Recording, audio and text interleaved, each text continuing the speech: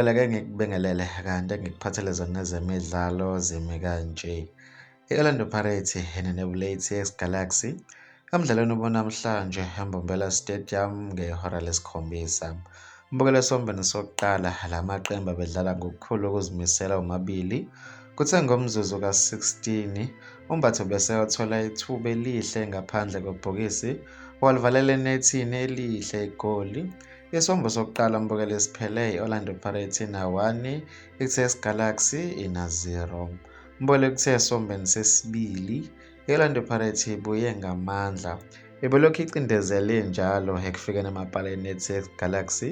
Kuthe ngomzuzu ka-72 uRelebogile Mofokeng ushaya igoli likaMadume izandla engaphandle kwebhokisi washiya unozinto engaboni lutho.